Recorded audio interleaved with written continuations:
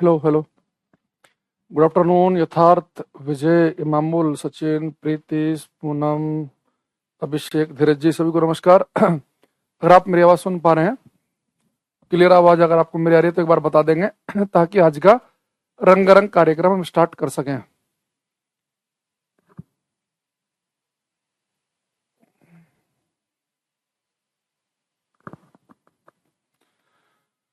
आशुतोष भाई, राधे राधे। पी, रिहान, राजेश, सौरभ, चंदन, माधव, मनदीप, कमल, अविनाश, सौरभ, चंदेव, रूबी, महेश, रजनेश, धीरज, मदन, नियाति, मुरारी, सोमेश कह रहे हैं। ओके, ठीक है भाई, इतने नाम काफी हैं। उम्मीद कर रहा हूं कि आप सभी इस बात को समझ रहे होंगे कि सभी का नाम लेना संभव नहीं है। ठीक है अभिषेक जी, राम राम भाई कमल। चलो, कल की क्लास में बच्चे हमने कुछ बातें पढ़ी थी। क्लास में रिफ्लेक्शन के बारे में हम पढ़ रहे थे क्लास में। आज हम दो बातें क्लास के अंदर समझेंगे। सबसे पहले एक चीज देख लेते हैं। ये जैसे बच्चे हमारे पास में ये एक प्लेन मिरर है, समतल दर्पण, प्लेन मिरर, ठीक। और आपको कल हमने बताया था बच्चे, जो मिरर है इस पर आप एक काल्पनिक रेखा, इमेजिनरी लाइन, जो 90 डिग्री का एंगल बनाती है उसे हम नॉर्मल कहते हैं, अभिलंब कहते हैं। ये प्रकाश की किरण आई और ये टकरा के चली गई। तो हमने कल किस बात पे फोकस किया था? हमने फोकस ये किया था कि जो रे आएगी वो इंसिडेंट रे है, आपतित किरण। जो टकरा के वापस जाएगी वो रिफ्लेक्टेड रे है, परावर्तित किरण। अब ये जो रे आई है ये नॉर्मल के साथ जो एंगल बनाएगी वो वाला एंगल आई है। ये रिफ्लेक्टेड रे, परावर्तित किरण, अभिलंब के साथ जो एंगल बनाएगी वो एंगल आर है। इस मिरर का नाम मैंने एक्स वाई मान लिया, ठीक। तो यहां तक की जो बातें हैं वो आप सभी जानते हैं, ठीक है मनीष जी। अब देखो थोड़ा सा मामले को, रंगारंग कार्यक्रम को कैसे आगे बढ़ाएंगे हम। ये बच्चे, मेरे पास एक मिरर था, मैंने मान लो यहाँ पे लाइट डाली किसी टॉर्च से या लेजर लाइट से, ये प्रकाश की किरण आई और टकरा के चली गई। अब मैं क्या कर रहा हूं बच्चे, जो इंसिडेंट रे है इसे मैंने फिक्स कर दिया, यानी कि जो बच्चा लाइट को छोड़ रहा है ना, मैंने कहा भाई देखिए हाथ जो है हिलना नहीं चाहिए, अगर हिला तो मुर्गा बनेगा। ऐसे करो, लाइट यहां से छोड़ो, ये लाइट जा रही है टकरा के वापस आ रही है, लाइट जा रही है टकरा के वापस आ रही है। मैंने कहा कि एक काम करना, ये फिक्स कर दो, जहां से आप लाइट छोड़ रहे हो इंसिडेंट रे, आपतित किरण को हमने फिक्स कर दिया, इसके साथ हम कोई छेड़खानी नहीं करेंगे, ये फिक्स है। अब मैंने क्या किया बेटा, इस मिरर को ऐसे पकड़ के घुमा दिया। अभी जो मिरर था, ये मिरर ऐसे है, आप यहां से लाइट छोड़ रहे हैं, ये लाइट टकरा के रिफ्लेक्ट हो रही है, ये इंसिडेंट रे, आपतित किरण फिक्स है, और आपने इस मिरर को घुमा दिया। तो मान लो कि जब आपने मिरर को घुमाया तो मिरर बच्चे घूम के ऐसे हो गया। तो मान लो कि आपने बच्चे मिरर जो है ये थीटा एंगल पे घुमा दिया। अब इसका नाम पड़ गया एक्स प्राइम वाई प्राइम, या एक्स डैश वाई डैश, जो भी आप कहते होंगे। तो बच्चे जैसे इस मिरर को आप थीटा एंगल पर घुमाओगे ना, तो साथ में नॉर्मल भी घूम जाएगा। ये नॉर्मल भी कितने एंगल पर घूम जाएगा? साथ में थीटा एंगल पर। इसे मैंने एन डैश कह दिया। यानी अगर आपने मिरर को थीटा एंगल पर घुमाया तो नॉर्मल भी थीटा एंगल पर ही घूमेगा। क्यों? क्योंकि नॉर्मल जो होता है ना, वो सरफेस से 90 डिग्री का एंगल बनाता है। तो अगर आपने सरफेस को थीटा एंगल पर घुमा दिया तो नॉर्मल भी साथ में थीटा एंगल पर घूम जाएगा। अगर दर्पण को थीटा कोण पर घुमाएंगे तो अभिलंब भी थीटा कोण पर घूमेगा। लेकिन जो बच्चे रिफ्लेक्टेड रे है, ये परावर्तित किरण जो है, ये किस एंगल पर घूमेगी, ये पेपर में हमारे से क्वेश्चन पूछता है। अब मैं इसके लिए आपको डायरेक्ट आंसर बता देता हूं, इसे बड़ा ध्यान से समझना। पेपर में आपसे क्वेश्चन पूछेगा, अगर दर्पण को 5 डिग्री के एंगल पर घुमा दें तो अभिलंब भी कितने एंगल पर घूम जाएगा? 5 पर। लेकिन जो परावर्तित किरण है, जो रिफ्लेक्टेड रे है, ये बच्चे घूम जाएगी 10 पर। ये डबल एंगल पर घूमती है। अगर मिरर को थीटा पे घुमाएंगे, नॉर्मल भी थीटा पे घूमेगा, और इन दोनों फैक्टर को ऐड करके यहाँ पे घूमता है 2 थीटा एंगल पर। तो पेपर में कई बार क्वेश्चन आया कि दर्पण अगर 3 डिग्री पे घुमाएंगे तो परावर्तित किरण कितने घूम जाएगी? 6 पर। मिरर को एक्स पर घुमाएंगे तो रिफ्लेक्टेड रे कितने पे घूम जाएगी? 2x पर। तो पेपर में जिस एंगल पर मिरर घुमाए उससे डबल एंगल पर रिफ्लेक्टेड रे, परावर्तित किरण घूमती है, आपको ध्यान रखना है। तो पेपर में ऐसे क्वेश्चन लिखा मिलेगा कि keeping incident ray fix, incident ray को फिक्स कर दो। अगर दर्पण 5 पे घुमाएंगे तो अभिलंब भी 5 पे घूमेगा, परावर्तित किरण 10 डिग्री पर घूम जाएगी। इस बारी पूरी बात को मैं आपके सामने लिख देता हूं, लिख देंगे तो ज्यादा अच्छे समझ में आपको आएगी। लिखेंगे कीपिंग, कीपिंग, हिंदी वालों को बोल दूंगा अभी मैं, keeping incident ray fixed, keeping incident ray fixed if mirror is rotated, if mirror is rotated by an angle theta, by an angle theta, then normal also rotates by an angle theta, by an angle theta, while reflected ray rotates, while reflected rotates by an angle 2 theta. Hindi में लिखेंगे यदि आपतित किरण को स्थिर रखते हुए, यदि आपतित किरण को, इंसिडेंट रे को, यदि आपतित किरण को स्थिर रखते हुए, यदि आपतित किरण को स्थिर रखते हुए, यदि आपतित किरण को स्थिर रखते हुए दर्पण को थीटा कोण पर घुमाया जाए, दर्पण को थीटा कोण पर घुमाया जाए, यदि आपतित किरण को स्थिर रखते हुए दर्पण को थीटा कोण पर घुमाया जाए तो अभिलंब भी थीटा कोण पर घूम जाता है, तो अभिलंब भी थीटा कोण पर घूम जाता है, जबकि परावर्तित किरण, जबकि परावर्तित किरण 2 थीटा कोण पर घूमती है, जबकि परावर्तित किरण 2 थीटा कोण पर घूमती है, जबकि परावर्तित किरण 2 थीटा कोण पर घूमती है।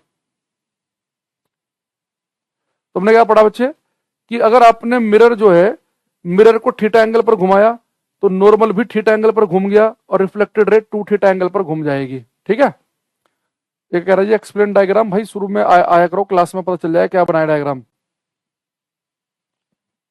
ये बच्चा बोल रहा सर इतने डिटेल में कहाँ पूछता है एसएससी, भाई खाली एसएससी के लिए थोड़े ना पढ़ रहे हैं, जीएस स्पेशल बैच है ये खाली एसएससी का बैच थोड़े ना है।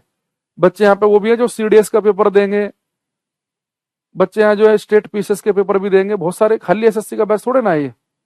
अगर खाली एसएससी का पढ़ना तो एसएससी वाला बैच ज्वाइन किया करो, आप स्पेशल बैच में क्यों आते हो। चलो एक तो ये आपको ध्यान रखना है, ये यूपी पीसीएस में भी आ रखा है क्वेश्चन ये कि मिरर को थीटा एंगल पर घुमा देंगे तो रिफ्लेक्टेड रे, परावर्तित किरण 2 थीटा एंगल पर घूम जाएगी। और जो बच्चे लेट आते हैं कृपया करके वो ये मत बोला करो कि दोबारा बता दो, टाइम से आया करो, 2:15 की क्लास है, ठीक 2:15 पे क्लास चालू कर देता हूं मैं, 2:17 पे भी आओगे तो 2 मिनट का छूट जाएगा, ध्यान रखना इस चीज का। एक क्वेश्चन और देखते हैं हम यहाँ पे, हम तो देखो ये बच्चे हमारे, जो बच्चे लेट आए हो यहाँ समझने की कोशिश करना, पिछले वाले का कोई इतना खास रोल नहीं है। ये बच्चे हमारे पास मिरर है, ये मिरर पर लाइट आई, और जो कल नहीं आया क्लास में, पहले कल की क्लास जरूर देख के आए, उससे कोई फायदा नहीं होगा जो किसी ने कल की क्लास नहीं देखी। ये इंसिडेंट रे है आपतित किरण, ये रिफ्लेक्टेड रे है परावर्तित किरण, ये नॉर्मल है अभिलंब। ठीक, ये बच्चे अगर एंगल आई है, ये एंगल आर है, तो आपको पता हमने कल पढ़े थे कि आई आर हमेशा बराबर होते हैं। अगर मैं यहां पर भी आई लिख लूं तो किसी बच्चे को कोई आपत्ति है क्या? अगर मैं आपसे बोलूं कि भाई अगर ये एंगल आई है और ये आर, आई आर दोनों सेम ही होते हैं, इससे भी आई लिख सकते हैं हम। ठीक है, तो ये बैच किस किस एग्जाम के लिए हेल्पफुल है, कल की क्लास देख लो, मैंने बता दिया स्टार्टिंग में। कल की क्लास में जो कल नहीं आया, एक तो इस क्लास को भी मत देखो, पहले पिछली क्लास देख कर आओ, किस बैच के लिए है क्या है, मैंने सारी बातें कल बता दी हैं, तो क्लास डिस्टर्ब मत करो। ठीक है, अब देखो बच्चे, जो लाइट आई है आपतित किरण, इंसिडेंट रे, हमने कल पढ़ा था कि जो किरण आकर टकराएगी वो इंसिडेंट रे कहलाएगी। अगर मैं 5वीं 6ठी क्लास में पहुंच जाऊं, सब बच्चे याद करो, 5 6ठी क्लास में पहुंच जाओ, आंखें बंद करके फील करो, मैं 5वीं क्लास में, हमारे पाल सर जी पढ़ा रहे हैं, एक हमारे थे श्रीपाल मास्टर जी, और मुझे बिल्कुल फोटो बना लिया मैंने आंखों के सामने। तो उन्होंने हमें एक लाइन पढ़ाई थी कि बेटा याद रखना, ये बहुत आगे तक काम आएगी, कि लाइट जो है, प्रकाश जो है, ये हमेशा सीधी रेखा में चलता है, स्ट्रेट लाइन में चलती है। तो मैंने उस बात को याद कर लिया कि मैं बड़ी क्लास में आ जाऊंगा ना, तब तक याद रखूंगा कि light travels in straight light, प्रकाश एक सीधी रेखा में चलता है। लेकिन जब मैं बड़ी क्लास में आया 10th क्लास में, तो हमारे टीचर ने कहा बेटा ऐसा है कि लाइट सीधी रेखा में तब तक चलती है जब तक उसके मार्ग में कोई दूसरी चीज ना आ जाए। अगर लाइट के मार्ग में कोई अपारदर्शी वस्तु आ गई तो लाइट उस पर टकराकर रिफ्लेक्ट परावर्तित हो जाएगी। भाई मोहित क्यों खून पी रहा, भाई तू क्लास में पढ़ाने देगा कि नहीं पढ़ाने देगा? कमेंट मत कर फालतू में। अब ये लाइट आई और ये रिफ्लेक्ट हो गई परावर्तित, तो मैंने सोचा कि 5वीं क्लास में जो पाल मास्टर जी ने हमें बताया और 10वीं क्लास में जो धर्मेंद्र भाई भैया ने हमें पढ़ाया, उन दोनों को कंबाइंड करके देखते हैं क्या रिजल्ट निकल के आएगा। देखो ये लाइट बच्चे सीधी रेखा में चल रही है। अगर बच्चे बीच में मिरर ये दर्पण ना होता तो हमारे 5वीं क्लास वाले मास्टर जी के अकॉर्डिंग ये लाइट बिल्कुल सीधी रेखा में चलनी चाहिए थी। ये लाइट को ऐसे चलना चाहिए था, ऐसे, तो लाइट को चलना चाहिए ऐसे। तो 5वीं क्लास वाले मास्टर जी क्या कह रहे हैं कि लाइट सीधी रेखा में चलती है तो लाइट को इस पाथ को फॉलो करना चाहिए। लेकिन जैसे बच्चे लाइट आई और बीच में इसके मिरर आ गया तो लाइट तो रिफ्लेक्ट हो गई परावर्तित, यानी लाइट को जाना तो ऐसे चाहिए था और ये टकरा के लाइट ऐसे चली गई। यानी लाइट अपने मार्ग से, इसका एक्चुअल में मार्ग होना चाहिए था ये, लेकिन जा ये इस वाले मार्ग पर रही है, यानी कि लाइट जो है अपने मार्ग से विचलित हो गई, अपने मार्ग से डेविएट हो गई।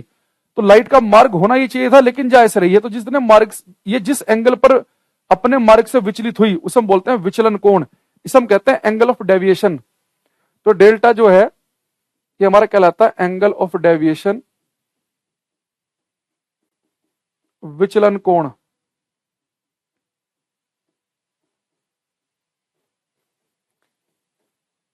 विचलन कोण समझ रहे हो? भाई मान लो कि मैं आपसे कहूं कि भाई आपको जाना था हरिद्वार और भाई मान लो कि आप पहुंच गए जयपुर, तो अपने मार्ग से विचलित हो गए कि नहीं हो गए? तो लाइट को इस पाथ को फॉलो करना था लेकिन लाइट टकराई और मिरर की वजह से रिफ्लेक्ट हो गई परावर्तित। तो लाइट को जाना ऐसे चाहिए था पर जा ऐसे रही है, तो अपने मार्ग से डेविएट हो गई, विचलित हो गई। तो प्रकाश अपने मार्ग से कितना विचलित हुआ, इससे संबंधित हम एक दो बातें समझने वाले हैं क्लास में, उसे देखना ध्यान से। देखो अगर आपने मैथ में ज्योमेट्री पढ़ी हो तो ज्योमेट्री वाले मास्टर जी ने आपको पढ़ाया होगा कि भाई मान लो कि एक लाइन पर ये एंगल मान लो कि बन रहा है एक्स, ये एंगल बन रहा है टी, मान लो ये एंगल बन रहा है थीटा। तो मैथ के मास्टर ने आपको पढ़ाया होगा कि एक ही लाइन पर जितने एंगल बनते हैं उन सबका सम 180 होता है, यानी कि थीटा, एक्स और टी का जो जोड़ होगा वो 180 डिग्री आएगा। पढ़ा होगा ना?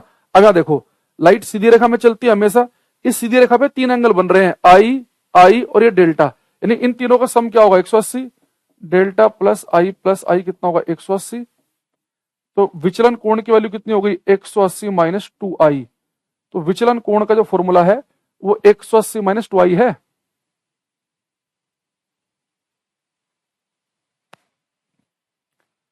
एक बच्चा बोल रहा है कि डेमो में बोला था कि एसएससी के लिए, अब आप कह रहे हो कि एसएससी बैच ले लो, मैंने तो एसएससी समझ के ही लिया है।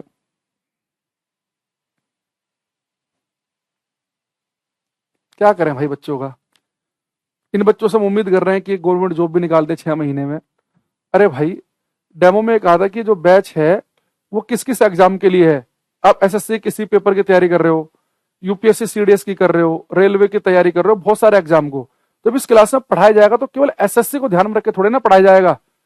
यहाँ तो वो मतलब एसएससी के लिए हेल्पफुल तो है लेकिन केवल एसएससी स्पेसिफिक नहीं है। यानी इसी बैच को ये थोड़ा ना कि तुम कल को सीडीएस का पेपर देने लगो तो दूसरा बैच लेने जाओगे, कल को तुम रेलवे का पेपर दो तो तीसरा बैच खरीद रहे हो, अपने स्टेट का पीसेस दे रहे हो तो चौथा बैच ले रहे हो, स्टेट का पीसेस दे रहे हो तो 5वां बैच खरीद रहे हो। ये जीएस स्पेशल का मतलब ये है कि अगर आपने एक बार पूरे जीएस की तैयारी कर ली फिर आप वनडे कॉम्पिटेटिव एग्जाम का किसी के पेपर देने चले जाओ, उसके लिए आपके लिए हेल्पफुल है, एसएससी के लिए है लेकिन केवल एसएससी के लिए नहीं है। बात समझ रहे हो? केवल एसएससी के लिए नहीं है भाई।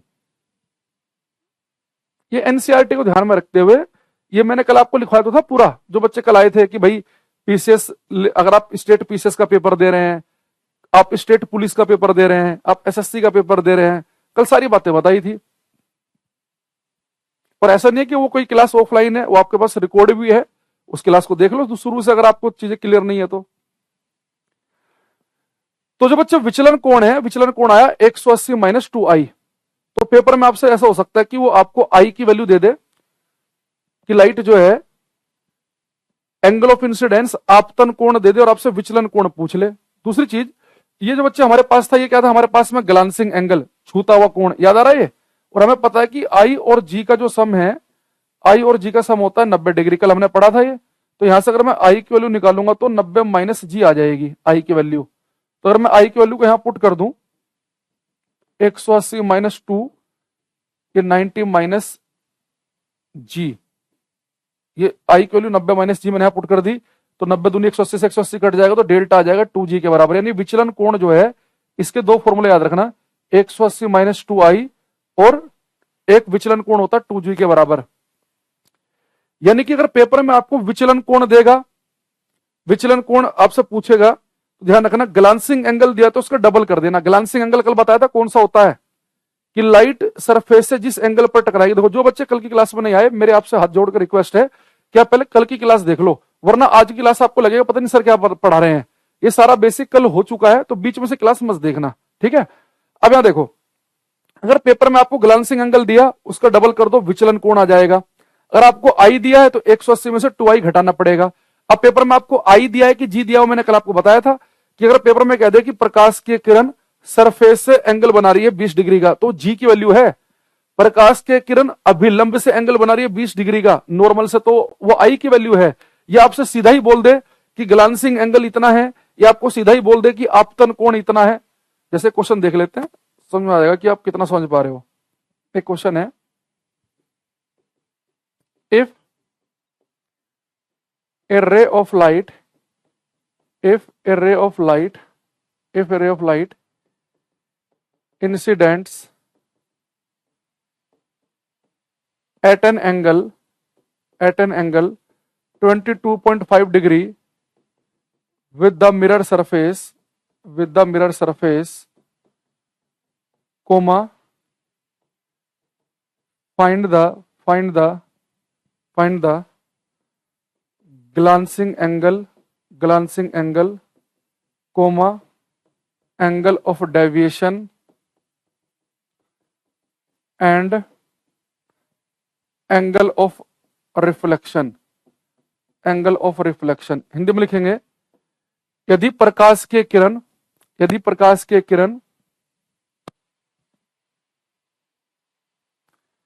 भाई एक बच्चा है ना, इसे ब्लॉक करना भाई, से इरिटेट कर रहा फालतू में। यदि प्रकाश के किरण दर्पण की सतह के साथ, यदि प्रकाश के किरण दर्पण की सतह के साथ 22.5 डिग्री का कोण बनाती है, यदि प्रकाश के किरण दर्पण की सतह के साथ 22.5 डिग्री का कोण बनाती है, यदि प्रकाश के किरण दर्पण की सतह के साथ 22.5 डिग्री का कोण बनाती है, तो छूता हुआ एंगल कोमा विचलन कोण और परावर्तन कोण का मान ज्ञात कीजिए। एक ही कमेंट में तीनों लिखने, कोमा लगा, सर ऋतिक ने लिखा है, सनी ने लिखा है। तो छूता हुआ कोण, विचलन कोण और परावर्तन कोण का मान ज्ञात कीजिए। अगर आप ये क्वेश्चन समझ गए, यानी कल की क्लास भी आपकी समझी हुई है, मैं समझ जाऊंगा ये। यदि प्रकाश के किरण दर्पण की सतह के साथ 22.5 डिग्री कोण बनाती है, तो छूता हुआ कोण कोमा विचलन कोण और परावर्तन कोण का मान ज्ञात कीजिए। ऋतिक, दुर्गेश, अतुल, बड़े सुंदर आंसर है। एक ही कमेंट में लिखने तीनों के आंसर। कुमार ने 2 ही आंसर लिखे हमें, इससे पहले एक बच्चे ने एक ही लिखा था। और सर लाइव क्लास में स्पीड क्यों बढ़ रही है? वो बढ़ रही होगी शायद, जो थोड़ा सा लेट आपने अगर ज्वाइन किया होगा ना, जो क्लास जितनी हो चुकी लाइव क्लास में, वरना स्पीड कैसे बढ़ेगी। मेघा, पंकज, चांददेव, अंकित, सबके मैंने कमेंट देख लिए हैं। कुछ बच्चों के कमेंट बहुत ही गंदे आ रहे हैं, बिल्कुल वाहियात आंसर आ रहे हैं, कुछ के बहुत बढ़िया आंसर आ रहे हैं। गोपाल, अनुज, एन, पंकज, आशुतोष, विजीत, रितेश, कुछ आंसर आए। अब देखते हैं कि आपने कल की क्लास से क्या समझा अभी तक। देखो बच्चे, दर्पण है, मिरर। अब बड़े ध्यान समझना, उसने क्वेश्चन क्या कहा। उसने कहा कि a ray of light incident at an angle of 22.5 degree with the mirror surface. प्रकाश की किरण दर्पण की सतह से 22.5 डिग्री कोण बनाती है। बच्चे, प्रकाश की जो किरण है वो दर्पण की सतह, यह है दर्पण की सतह के साथ 22.5 डिग्री का कोण बना रही है। तो आपसे उसने क्या क्या पूछा है, एक तो ग्लांसिंग एंगल बताओ, एक कह रहा है कि आपसे विचलन कोण बताओ, और एक आपसे कह रहा है कि एंगल ऑफ रिफ्लेक्शन, परावर्तन कोण बताओ।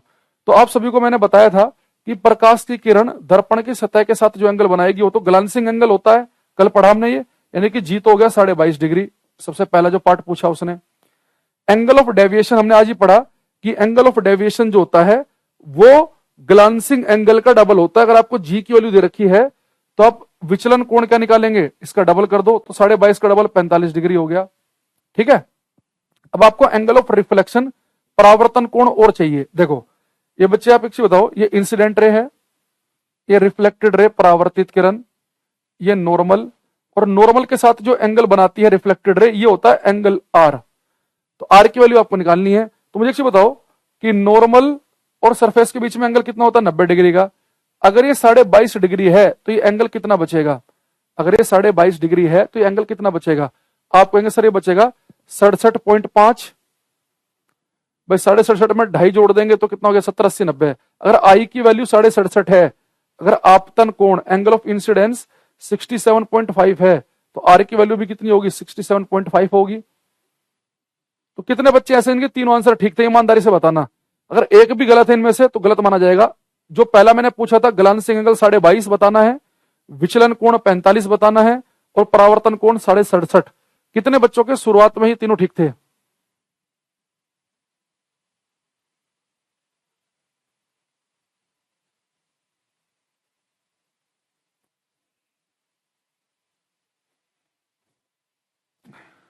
अरे इंग्लिश में सारा क्वेश्चन सामने लिख रखा है, ये इंग्लिश में लिख नहीं रखा सामने। A ray of light incident at an angle 22.5 degree with the mirror surface. तो इंसिडेंट रे जो है मिरर सरफेस के साथ में 22.5 डिग्री का एंगल बना रही है 22.5 का। तो इंसिडेंट रे मिरर सरफेस के साथ में जो एंगल बनाती है वो तो ग्लांसिंग एंगल होता है, कल पढ़ा हमने ये। और आज हमने क्या पढ़ा कि एंगल ऑफ डेविएशन, विचलन कोण जो होता है ग्लांसिंग एंगल का डबल है, तो 22.5 का डबल करेंगे तो 45 आ जाएगा। अगर ये 22.5 है तो कितना बचेगा, ये टोटल होता है 90, तो 67.5 बचेगा। अगर आई 67.5 है तो आर भी 67.5 होगा। अब मैं दोबारा बता रहा हूं, अगर कल की क्लास नहीं ले रखी तो इस क्लास को मत देखो, पहले पिछली क्लास देख के आओ। क्लास में बहुत सारे बच्चों ने कहा कि उनका ये सही था, तीनों आंसर उनके सही थे। ठीक है, चलो अब देखो पेपर में अगर केवल कोई बच्चा एसएससी की तैयारी कर रहा है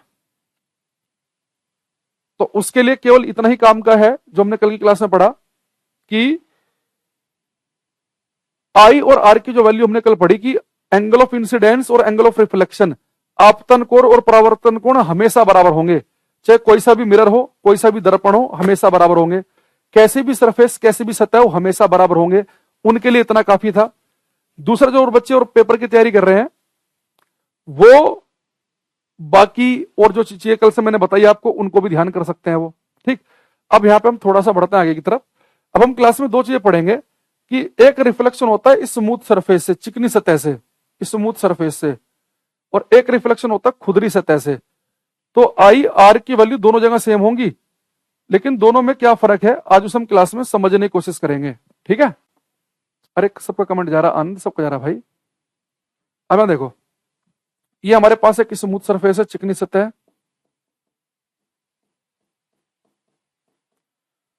चिकनी सतह है, स्मूथ सरफेस, जैसे कि मिरर बिल्कुल स्मूथ, चिकना, पॉलिश्ड सरफेस, चिकनी। एक हमारे पास में रफ सरफेस है, खुदरी सरफेस, जैसे कि जमीन, सड़क, टेबल, चेयर। ये रफ सरफेस है, खुदरी सतह है।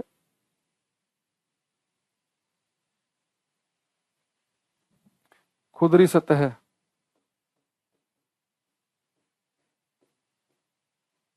Rough surface. अब हम क्लास में समझेंगे कि चिकनी सतह पर आके लाइट टकरा के रिफ्लेक्ट होगी और खुदरी सतह पर आके परावर्तित होगी, इन दोनों में क्या फर्क होता है। यहां देखो ध्यान से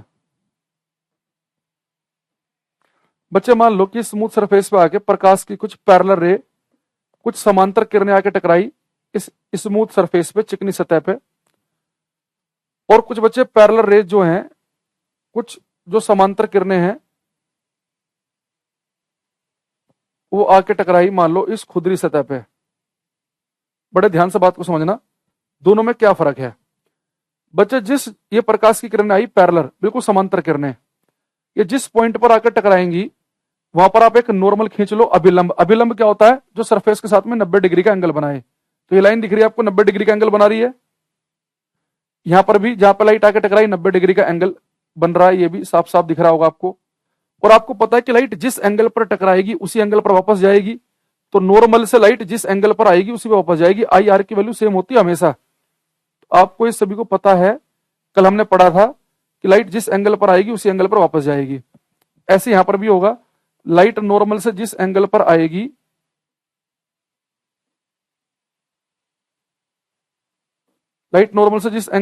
उसी एंगल पर वापस जाएगी। अब यहां बड़े ध्यान से देखो, ये प्रकाश की किरणें पैरेलल आई और टकराने के बाद भी पैरेलल ही दिख रही हैं आपको, समांतर ही दिख रही हैं। तो बच्चे स्मूथ सरफेस, चिकनी सतह से क्या होता है स्मूथ सरफेस में कि प्रकाश की किरणें अगर बिल्कुल पैरेलल आए तो स्मूथ सरफेस पर टकराने के बाद भी पैरेलल ही रहेंगी। इसकी वजह यह है कि भाई रे आई पैरेलल, समांतर आई, और जो ये नॉर्मल आपने खींचा, ये नॉर्मल भी तो आपको एक दूसरे के पैरेलल ही दिख रहे हैं, ये भी आपस में पैरेलल, आने वाली भी पैरेलल, तो जाने वाली भी पैरेलल ही रहेंगी। तो अगर प्रकाश की किरणें बिल्कुल समांतर आती हैं तो चिकनी सतह पर टकराकर बाद में भी पैरेलल ही रहती हैं।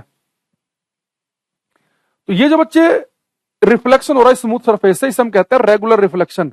ये हमारा कहलाता है रेगुलर रिफ्लेक्शन या स्पेक्युलर रिफ्लेक्शन। तो पेपर में नाम आ जाता है ये कि चिकनी सतह से जो परावर्तन होगा उसे हम क्या कहेंगे, चिकनी सतह से जो परावर्तन होगा उसे हम कहते हैं नियमित परावर्तन। तो रेगुलर रिफ्लेक्शन किससे होता है, आप बोलेंगे जी रेगुलर रिफ्लेक्शन नियमित परावर्तन होता है स्मूथ सरफेस चिकनी सतह से।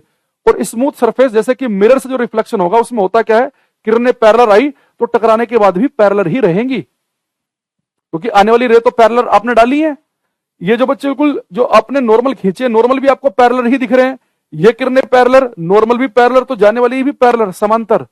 तो पेपर में बिल्कुल सिंपल क्वेश्चन आया हुआ है कि स्मूथ सरफेस जैसे कि दर्पण से जो परावर्तन होता है उसका नाम क्या होता है। तो पेपर में लिखा मिला था स्पेक्युलर रिफ्लेक्शन, हिंदी में लिखा मिला था नियमित परावर्तन कहते हैं उसे। अब आ जाओ यहां पे, देखो बच्चे, यहां पे प्रकाश की किरण आके टकराई और जिस पॉइंट पे प्रकाश की किरण आके टकराई उस पर एक नॉर्मल खींच लो। नॉर्मल होता है सरफेस से 90 डिग्री का एंगल बनाए, तो मैं एक छोटा सा सरफेस ले लेता हूं। तो बच्चे 90 डिग्री का एंगल बन रहा है सरफेस से, ये 90 डिग्री का, लेकिन यहां पर बच्चे लाइट आके टकराई, यहां पे एक छोटा सरफेस ले लो। यहां पे जो 90 डिग्री का एंगल बनेगा वो कुछ बनेगा ऐसे, बन रहा ना सरफेस से 90 डिग्री का। अब यहां देखो बच्चे, सरफेस चाहे स्मूथ हो चाहे रफ हो, लाइट जिस एंगल पर आएगी उसी पे जाएगी। तो लाइट जिस एंगल पर आ रही है उसी पे जाएगी।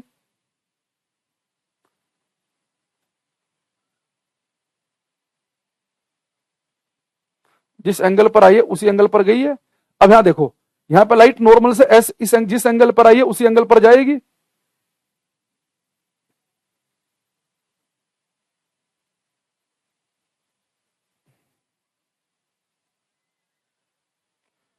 तो यहां भी लाइट बचे जिस एंगल पर आई है उसी एंगल पर वापस गई है। लेकिन यहां पे एक चीज देखिए आपने, ये टकराने के बाद ये चली गई इधर को और ये चली गई इधर को, यानी कि रेज आई तो पैरेलल है लेकिन टकराने के बाद पैरेलल नहीं है। भाई ये तो अपने वाले नॉर्मल के हिसाब से काम करेगी, ये अपने नॉर्मल, इस यहां पे जो नॉर्मल है जिस एंगल पर आई उसी एंगल पर गई, बिल्कुल ठीक जा रही है। ये क्या कर रही है, ये अपने वाले नॉर्मल के हिसाब से काम करेगी, जिस एंगल पर आ रही है उसी पे वापस जा रही है। यानी आई तो पैरेलल थी पर टकराने के बाद कोई किधर भाग गई कोई किधर भाग गई, टकराने के बाद पैरेलल नहीं रही। ये जो रिफ्लेक्शन है ये इरेगुलर है, ये जो रिफ्लेक्शन है डिफ्यूज, ये अनियमित है। तो रेगुलर रिफ्लेक्शन में क्या होता है कि लाइट रे आएंगी पैरेलल लेकिन टकराने के बाद भी पैरेलल रहेंगी। इसकी वजह ये होती है कि स्मूथ सरफेस में जो नॉर्मल बनते हैं ना वो बिल्कुल एक दूसरे के पैरेलल रहते हैं, पर रफ सरफेस पे क्या होगा, इस पॉइंट पे नॉर्मल बना इस तरफ को और इस पॉइंट पे नॉर्मल बना इस तरफ को, इस पॉइंट पे नॉर्मल बनेगा इस तरफ को। तो इरेगुलर जो सरफेस होती है, जो खुदरी सरफेस होती है, उन पर जो रिफ्लेक्शन है वो अनियमित कहलाएगा। वहां पे प्रकाश की किरणें पैरेलल तो आएंगी बट टकराने के बाद वो पैरेलल नहीं रहेंगी। ये देखो पैरेलल थोड़े ना है, एक इधर भागी एक इधर भाग गई। तो ये जो रिफ्लेक्शन है ये हमारा इरेगुलर रिफ्लेक्शन है, ये इरेगुलर, इसे हम कहते हैं डिफ्यूज्ड रिफ्लेक्शन। ये हमारा कहलाता है अनियमित परावर्तन, अनियमित परावर्तन। तो हिंदी वालों के लिए थोड़ा सा आसान है कि उनके एक ही नाम याद करना है, चिकनी सतह वाला परावर्तन नियमित है और खुदरी सतह वाला परावर्तन अनियमित है। इंग्लिश वालों के लिए थोड़ा काम बढ़ गया है, स्मूथ सरफेस से जो होगा वो रेगुलर या स्पेक्युलर कहलाएगा, रफ सरफेस वाला जो होगा वो इरेगुलर डिफ्यूज्ड कहलाएगा। बात समझ रहे हो? दूसरी चीज, एक हमने क्या पढ़ा इसमें, अरे भाई हिंदी में बोलो भाई, क्या इंग्लिश बोल दी मैंने, क्या इंग्लिश बोल दी बताओ। एक एक चीज यहाँ पे हिंदी में लिख रखी है कि चिकनी सतह से जो परावर्तन होगा नियमित परावर्तन कहलाएगा। खुदरी सतह से, भाई सबसे GS37 पिछले कितने बैचों में सबसे वाहियात सा बैच लग रहा है मुझे अभी तक। इसमें कोई क्या, कैसे बच्चे हो भाई तुम, थोड़े से मैच्योरिटी नहीं है क्या तुम्हारे अंदर? थोड़ा सा 2 बार लाइन इंग्लिश में बोल दो तो हिंदी वाले बेचैन, हिंदी में बोल दो तो इंग्लिश वाले बेचैन। भाई थोड़ा तो सबर करो, हर एक चीज लिख रखी है यहाँ पे। इसे कौन सी इंग्लिश लिख दी मैंने? तुम्हें इतने, ये तुम्हें कम सुनता है क्या कि चिकनी सतह जैसे कि दर्पण होता है उसमें प्रकाश की किरणें समांतर आएंगी, टकराने के बाद समांतर आएगी, नियमित परावर्तन कहलाएगा। खुदरी सरफेस जैसे कि सड़क हो गई, जैसे टेबल मेज हो गई, प्रकाश की किरणें समांतर आएंगी, टकराने के बाद समांतर नहीं आएगी, अनियमित परावर्तन कहलाएगा। तुम्हारे से बड़े ग्रुप डी बैच वाला, इतने बढ़िया बच्चे हैं ग्रुप डी में, वो कहने को ग्रुप डी की तैयारी कर रहे हैं। वो आधे तो उसमें ऐसे हैं केवल 10th पास ही हैं।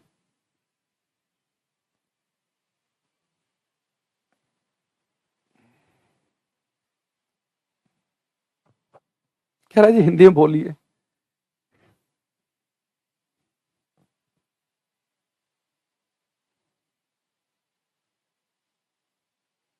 अच्छा ये बच्चे ऐसे हैं, इन्हें लगता होगा हम बेरोजगार भी हैं, लगता होगा ना तुम्हें कि हमने तो ग्रेजुएशन कर ली है। खैर छोड़ो, अब क्या बोला तुम्हारे से। अच्छा दूसरी चीज, एक बात और याद रखना, ये जो बच्चे रेगुलर रिफ्लेक्शन हुआ, जो नियमित परावर्तन है चिकनी सतह से, ये किरणें पैरेलल आई और टकराने के बाद पैरेलल है, तो इससे फायदा आपको ये होगा कि प्रकाश की अगर बहुत सारी किरणें टकराने के बाद भी पैरेलल हैं तो यहाँ पर आपकी आंख में प्रकाश बहुत ज्यादा मात्रा में पहुंच जाएगा, लाइट बहुत ज्यादा मात्रा में आपकी आंख में घुसेगी। तो जो स्मूथ सरफेस होती हैं, अगर उन पर टकराने के बाद लाइट ज्यादा मात्रा में आपकी आंख में घुसेगी तो स्मूथ सरफेस के अंदर आप इमेज प्रतिबिंब देख सकते हैं। इनके अंदर इमेज देखी जा सकती है, प्रतिबिंब जो देखे जा सकते हैं वो चिकनी सरफेस में देखे सकते हैं आप। लेकिन रफ सरफेस पे क्या है, प्रकाश की किरणें आई, टकराने के बाद कोई किधर भाग गई, कोई किधर भाग गई, तो यहाँ पे आपकी आंख में जो प्रकाश की किरणें हैं वो ज्यादा मात्रा में नहीं पहुंचेंगी, तो इसलिए आप इनके अंदर प्रतिबिंब नहीं देख सकते, इमेज प्रतिबिंब नहीं देखे जा सकते इनके अंदर। तो खुदरी सरफेस के अंदर इमेज नहीं देखी जा सकती हैं। ठीक है, आ रही बात समझ में? चलो अब यहाँ पे एक क्वेश्चन है मेरा छोटा सा, अगर आपसे कोई पूछ ले, एक मैं 2-4 बातें प्लेन मिरर की करने वाला हूं क्लास में। समतल दर्पण, प्लेन मिरर, प्लेन मिरर वो है जो हमारे घरों में है, समतल दर्पण। तो प्लेन मिरर से मेरा क्वेश्चन ये है कि समतल दर्पण, बच्चे ये बताओ, इसके ऊपर अगर प्रकाश की किरणें टकराएंगी समतल दर्पण के ऊपर, तो प्लेन मिरर ये कन्वर्जिंग मिरर है, अभिसारी दर्पण जो प्रकाश की किरणों को इकट्ठा करता है, या ये डाइवर्जिंग मिरर है अपसारी जो प्रकाश की किरणों को फैलाता है? ये कन्वर्जिंग है कि डाइवर्जिंग है?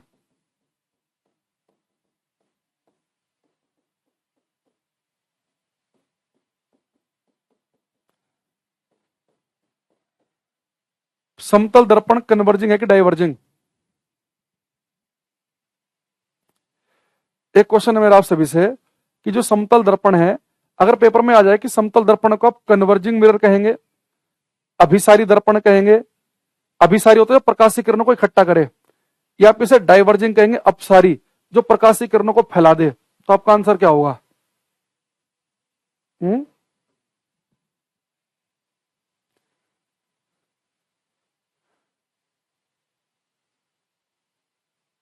एक बच्चे कह रहे हैं जी दोनों। आंसर है समतल दर्पण ना कन्वर्जिंग है ना डाइवर्जिंग है, ना ये प्रकाश की किरणों को इकट्ठा करता है ना फैलाता है। भाई मुझे एक चीज बताना, अभी मैंने ये क्या, नाइदर कन्वर्जिंग, नाइदर कन्वर्जिंग नोर डाइवर्जिंग, ना तो ये अभिसारी है ना ये अपसारी है, नाइदर कन्वर्जिंग नोर डाइवर्जिंग, ना तो अभिसारी ना अपसारी, ना अभिसारी ना अपसारी। एक तो भाई एक एक चीज हिंदी में लिखनी पड़ेगी साथ में, ना अभिसारी ना अपसारी। एक चीज बताओ, अभी थोड़ी देर पहले मैंने आपके सामने यहाँ पे लिखा स्मूथ सरफेस, और मैं बार बार एक चीज साथ में बोल रहा था जान पूछ के कि स्मूथ सरफेस जैसे कि दर्पण, जैसे कि मिरर, लाइक मिरर, दर्पण।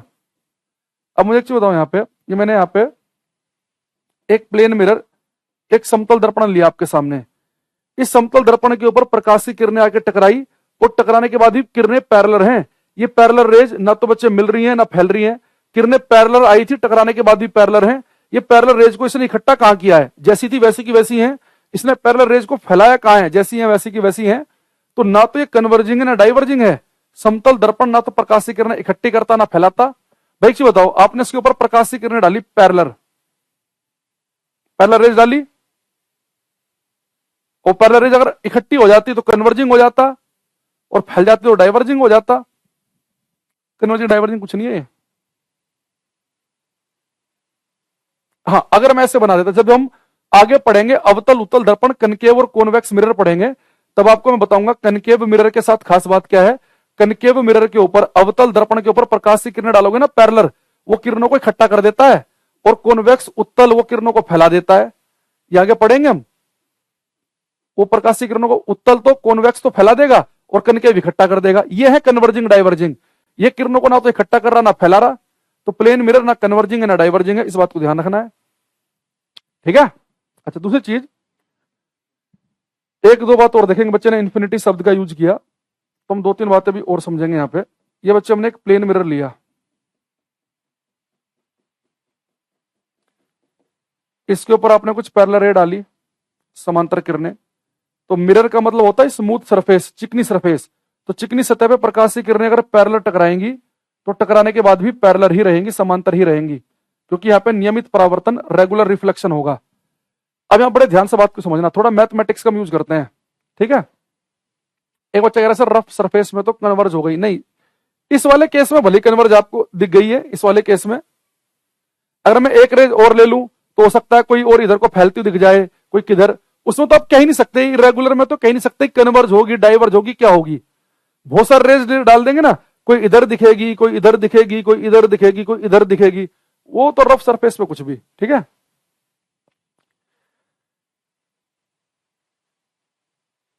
अब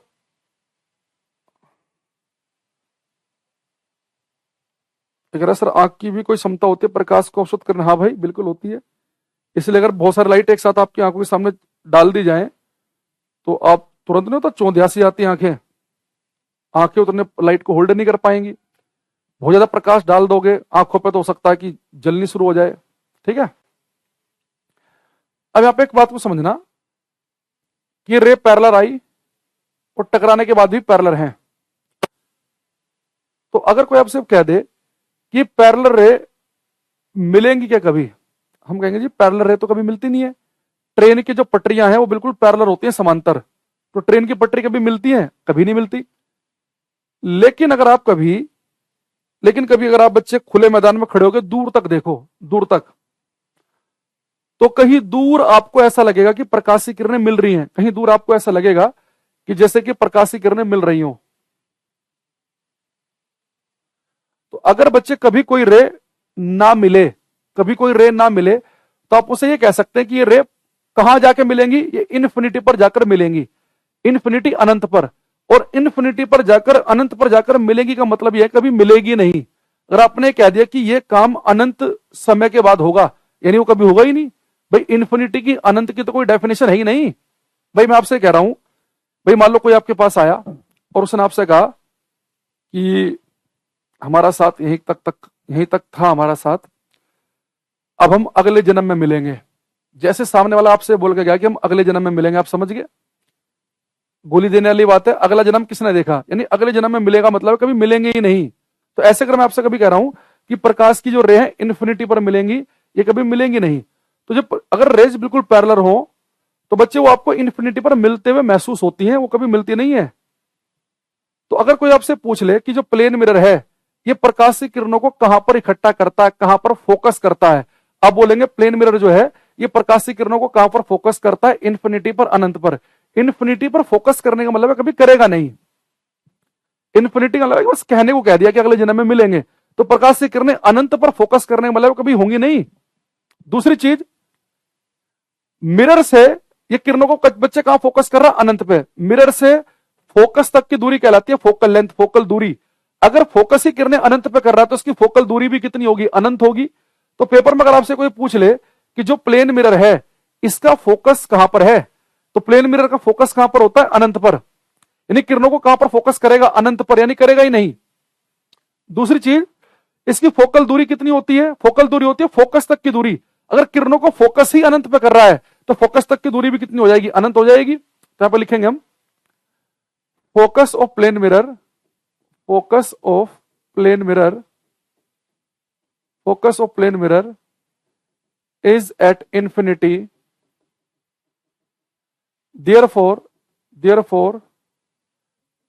its focal length is also infinite। Hindi में लिखेंगे समतल दर्पण की फोकस दूरी, समतल दर्पण की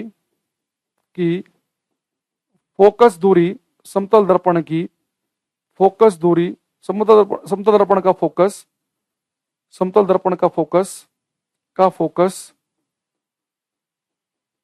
अनंत पर होता है, अनंत पर होता है। इसलिए इसकी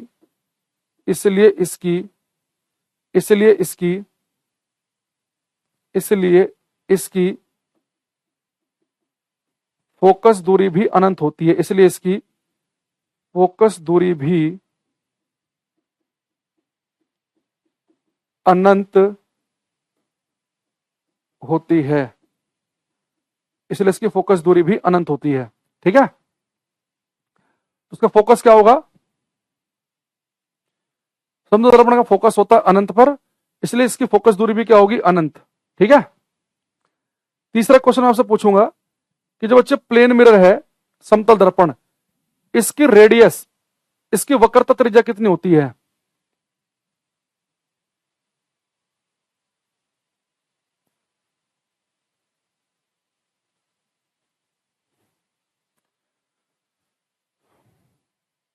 Therefore focus of plane mirror is at infinity, therefore its focal length is also infinite. समतल दर्पण की का फोकस अनंत पर होता है, इसलिए इसकी फोकस दूरी भी अनंत होती है।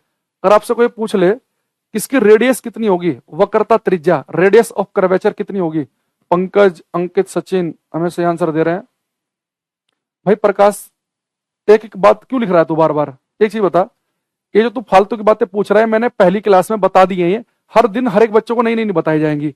पिछली क्लास देख लो, पता चल जाएगा। ठीक है, क्लास को डिस्टर्ब मत करो, क्लास पढ़ाई चल रही है। ठीक है, अब देखो, सबसे पहले मुझे एक चीज बताना, अगर मैं आपके सामने एक छोटा सर्कल ले लूं, इसके बच्चे रेडियस है इतनी, रेडियस होती है सेंटर से लेके परिधि, सरकमफ्रांस तक की दूरी होती है रेडियस।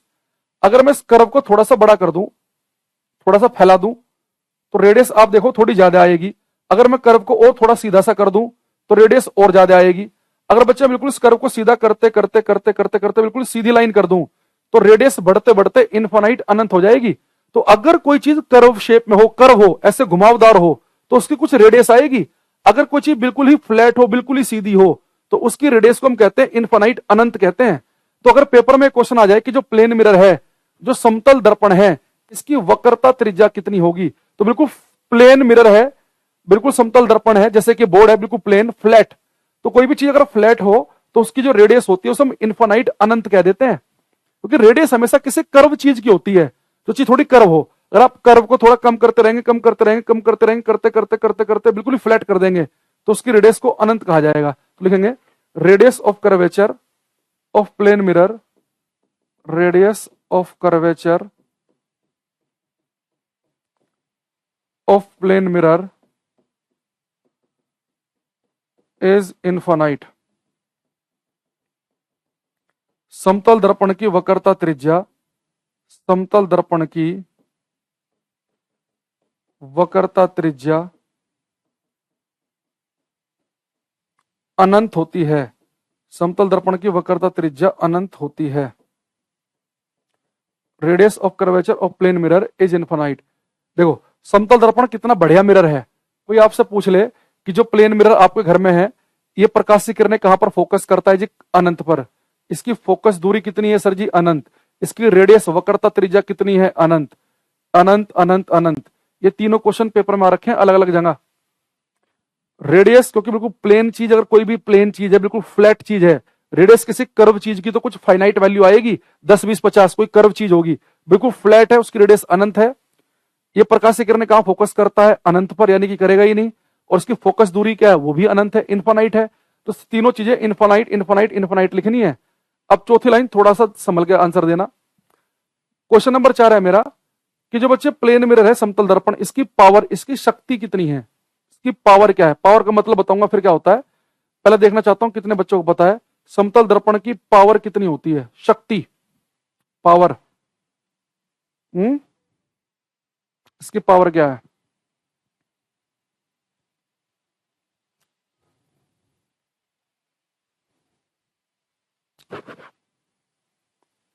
इमामुल, गोविंद, ऋतिक, सब आंसर दो इसका। समतल दर्पण की पावर, शक्ति क्या होती है? हम्म कुछ आंसर हमारे पास में पहुंच रहे हैं, इनमें से हम्म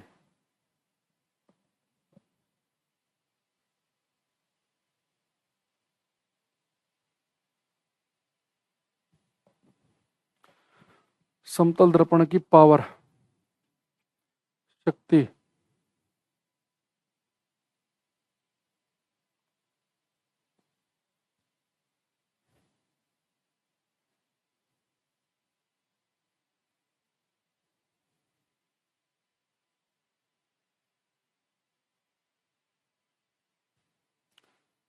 एक सेकंड रुकना भाई,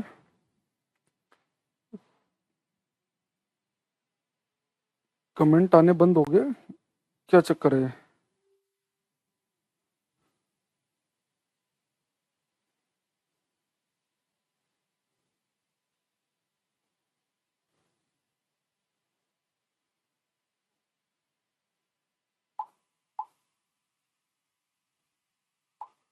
ये एक सेकंड रुकना, क्या बिना कमेंट के तो माहौल नहीं बनेगा जब तक आपसे क्वेश्चन नहीं पूछेंगे हम।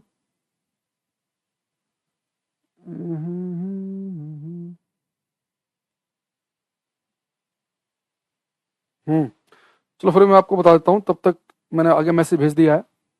बच्चे प्लेन मिरर जो है ना, इसकी पावर, इसकी शक्ति होती है 0। आप कहेंगे सर पावर का मतलब क्या है? पावर का मतलब होता है कि किसी मिरर की पावर का मतलब यह है कि उसकी क्या एबिलिटी है प्रकाश की किरणों को मोड़ने की, कन्वर्ज करने की या फैलाने की। भाई बच्ची बताओ, एक मिरर के ऊपर आपने प्रकाश की पैरेलल रे डाली, समांतर किरणें, अगर उसके ऊपर किरणें डलती, उसने किरणों को मोड़ दिया, या किरणें डलते ही, रेज डलते ही उन्हें फैला दिया, तो the ability of a mirror to converge और डाइवर्ज, किसी दर्पण की क्षमता, किसी दर्पण की पावर ये होती है वो कितना अच्छा किरणों को मोड़ सकता है या फैला सकता है। आप कहेंगे सर प्लेन मिरर ना तो किरणों को मोड़ता है ना फैलाता है, रे पैरेलल आई, टकराने के बाद भी पैरेलल ही है, ना तो उन्हें कन्वर्ज करा ना डाइवर्ज करा, तो इसकी पावर तो 0 है। भाई पावर तब होती है ना इसके ऊपर किरणें डलते ही मुड़ जाती है, हम कहते हैं बहुत बेहतरीन पावरफुल है भाई साहब, मजा आ गया, किरणें डलते ही फैला देता, कहते भाई पावरफुल है भाई, रेज को बहुत अच्छे से डाइवर्स करता है, ये बेचारा कुछ कर ही नहीं पाता, तो इसलिए हम इसकी पावर कहते हैं 0। तो यहां पे लिखेंगे power of plane mirror is 0। समतल दर्पण की शक्ति शून्य होती है, power of plane mirror is 0। समतल दर्पण की शक्ति शून्य होती है, समतल दर्पण की शक्ति शून्य होती है। अब यह नहीं कि इन्फानाइट इन्फानाइट वाला माहौल चल रहा है, तो आप यहां पर भी तुरंत क्या कर दो, इन्फानाइट ही कर दो। तो समतल दर्पण की जो शक्ति है वो 0 होती है। मैं एक बार देखता हूं, एक बार कॉल ही कर लेता हूं, जब तक आप लिखो एक बार, ये मैं कंफर्म करता हूं क्या हुआ।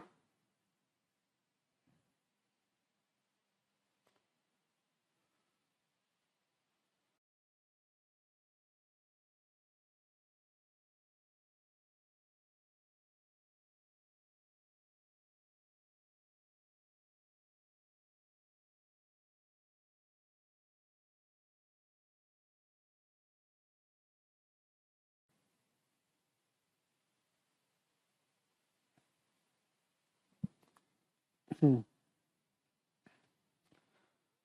अब दिक्कत ये ना कि ये बैच मैंने अभी अपने में आईडी में एनरोल नहीं कराया, तो इसलिए पता नहीं चल रहा कि क्लास चल भी रही है कि नहीं। कमेंट तो आपका नहीं आ रहा, फोन भी हमने कर दिया है, एक बार देख लेते हैं इसे। एक लास्ट बच्चे, एक जितना फैक्ट लिख रहे हैं ना ये, अगर आपको मेरी आवाज सुन रही है तो एक लास्ट फैक्ट और देखेंगे हम यहाँ पे, कि जो प्लेन मिरर है इसकी मैग्निफिकेशन आवर्धन क्षमता क्या होती है? तो एक बार लिखेंगे, इस मैग्निफिकेशन का मतलब मैं आपको बताऊंगा, पहले लिखेंगे magnification, magnification of plane mirror, समतल दर्पण की आवर्धन क्षमता, समतल दर्पण की आवर्धन क्षमता, मैग्निफिकेशन ऑफ प्लेन मिरर। तो समतल दर्पण की आवर्धन क्षमता की हम अगर बच्चे में बात करें तो इसे लिखते हैं हम एम से। देखो मैग्निफिकेशन आवर्धन क्षमता जो होती है इसकी, वो होती है +1। इस +1 का मतलब क्या है, इसे मैं आपको डिटेल में बता दूंगा। तो यहां पर भी मैं इस चीज को ऐड कर देता हूं, इसकी जो मैग्निफिकेशन होती है +1। तो ये आपको पहले तो पांचों के पांचों फैक्ट आने चाहिए। इन चार का मतलब मैंने आपको बता दिया, पांचवें पॉइंट का मतलब मैं अभी आपको बताने वाला हूं। दोबारा समझेंगे कि जो प्लेन मिरर होता है उसके ऊपर रेज पैरेलल आई, टकराने के बाद ही पैरेलल ही है, ना किरणें मुड़ी ना फैली, इसलिए इसकी पावर 0 है। ये किरणें पैरेलल आई और पैरेलल ही जा रही हैं, तो पैरेलल रेज कभी मिलेंगी नहीं, तो हम ये कह सकते हैं कि वो इन्फिनिटी पर, अनंत पर मिलते हुए लग रही है। तो इसलिए हम इसका फोकस इन्फिनिटी कह देते हैं। फोकस अगर इसका इन्फिनिटी पे, तो फोकस तक की दूरी फोकल लेंथ है। आ गया, अब आ गया बच्चों के कमेंट आने लगे, बहुत बढ़िया, अब आया, ठीक है ठीक है। अब इसकी मैग्निफिकेशन जो है वो है +1। अब इस पाएंगे हम, अब आने लगे। बीच में कमेंट रुक गए थे ना। प्रिया, रेहान, दिव्यांशु, पंकज, दीपिका के कुछ कमेंट दिख रहे हैं मुझे। यस, आ गया आ गया, ठीक है, बढ़िया। वही तो सोच रहा मैंने कि यार इतने, अभी तो तुम इतने कमेंट कमेंट कहिए जा रहे, तब काम की चीज तो उस पर भी नहीं आ रहे हैं। अच्छा, एक चीज देखेंगे यहाँ पे हम कि भाई इसकी जो मैग्निफिकेशन है वो +1 है। इस बात का मतलब क्या है? देखो, सबसे पहले बच्चे एक चीज समझना आप, ठीक है। अगर हम आपसे मैं बोलूं कि भाई हमारी क्लास में कुछ बच्चे हैं, जैसे मेघा, मनदीप, रोहित, चैतन्य, इमामुल, अर्जुन, शिवानी, सुमन कुमार, साहिल, रजनीश, ये बच्चे कुछ मिरर लेके आए। मैं हर एक मिरर के सामने खड़ा हो गया, ठीक है। तो इस जगह क्लास फिनिश दिखा रहा था, क्लास क्या कर रहे भाई ये लोग हैं।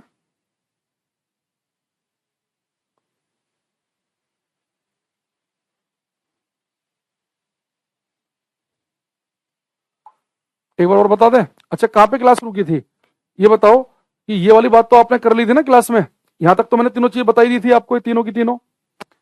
ये वाली बात पावर वाली आपको बताई थी कि नहीं बताई थी, कि प्लेन मिरर की पावर कितनी होती है।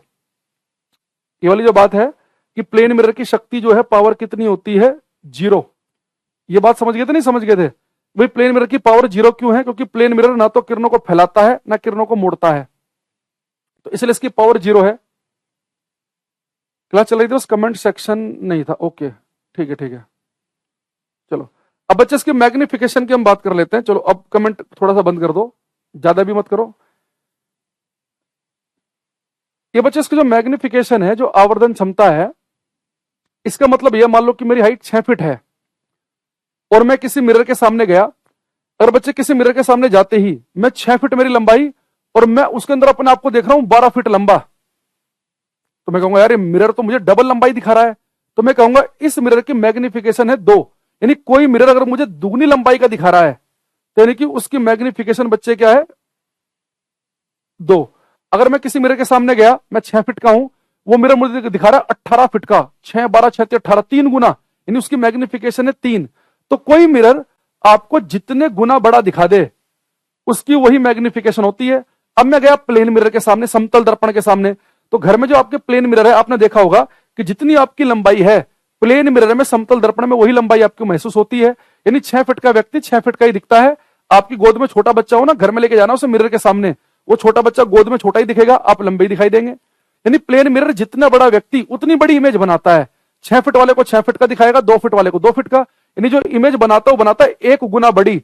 इसलिए इसके मैग्निफिकेशन को मैंने 1 लिखा, तो उसकी मैग्निफिकेशन इसलिए 1 लिखी गई। देखो मैग्निफिकेशन का एक फॉर्मूला और होता है, अगर आप थोड़ा समझना चाहो। मैग्निफिकेशन जो होती है बच्चे, इसका फॉर्मूला होता है HI/HO। HI का मतलब होता है हाइट ऑफ इमेज, प्रतिबिंब की ऊंचाई, और HO का मतलब होता है वस्तु की ऊंचाई, हाइट ऑफ ऑब्जेक्ट, वस्तु की ऊंचाई। तो अब एक चीज सोचो, प्लेन मिरर क्या करता है, जितनी ऊंची वस्तु उतनी ऊंची उसकी इमेज। अगर वस्तु 5 फीट की है तो उसकी इमेज भी 5 फीट की दिखेगी, तो दोनों कट जाएंगे, इसलिए मैग्निफिकेशन 1 आई। तो मैग्निफिकेशन इसकी 1 क्यों है, क्योंकि ये सेम लंबाई दिखाता है, सेम लंबाई। 5 फीट के व्यक्ति को 5 फुट का, 12 फीट वाले को 12 फीट का, इसलिए इसकी मैग्निफिकेशन 1। कल को मैं अगर आपको कोई और मिरर पढ़ा दूं और मैं कह दूं कि इसकी मैग्निफिकेशन 3 है, तो समझ जाना ये मिरर 3 गुना बड़ा दिखाएगा। मैंने कह दिया कि मिरर की मैग्निफिकेशन हाफ है, यानी आपकी लंबाई आधी दिखाएगा, लेकिन प्लेन मिरर तो सेम लंबाई दिखाता है, इसलिए इसकी मैग्निफिकेशन 1। अब ये पॉजिटिव नेगेटिव का क्या ड्रामा है भाई, आप प्लेन मिरर के सामने खड़े होते हैं, आपको सर की जगह सर दिखता है, पैर की जगह पैर, आपकी इमेज सीधी दिखती है। तो अगर इमेज सीधी बने तो मैग्निफिकेशन पॉजिटिव लिखते हैं, उल्टी बने सर नीचे टांग ऊपर तो मैग्निफिकेशन इसके हम नेगेटिव लिखते हैं। तो उसकी मैग्निफिकेशन +1 है, तो इससे क्या फील आएगी, मैग्निफिकेशन आवर्धन क्षमता पॉजिटिव, यानी इमेज सीधी बनेगी। मैग्निफिकेशन 1 यानी इमेज 1 गुना बड़ी बनेगी। इसके बारे में और कुछ बातें भी करेंगे हम। पहले आप मुझे एक चीज बताओ कि ये 5 फैक्ट आप याद रख सकते हैं कि नहीं प्लेन मिरर के बारे में। ये आपको 5 फैक्ट याद रखने हैं कि प्लेन मिरर का फोकस इन्फिनिटी पे होता है, फोकल दूरी अनंत होती है, इसकी रेडियस भी अनंत होती है, पावर इसकी 0 है, मैग्निफिकेशन आवर्धन क्षमता +1 है। इसके बारे में थोड़ी डिटेल में बातें और भी की जाएंगी आगे। अभी बताओ ये 5 पॉइंट याद रहेंगे कि नहीं। लेफ्ट राइट वाले पे सब पाएंगे हम।